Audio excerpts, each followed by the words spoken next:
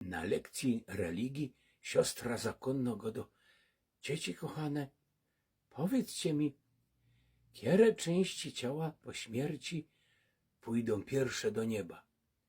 No i wstała tam tako grzeczniuśko, tako Zośka i do: siostro, ja myślę, że to chyba będą ręce, bo człowiek jak się rzekono modli, to dźwigał wysoko te ręce i chyba one pójdą pierwsze do nieba.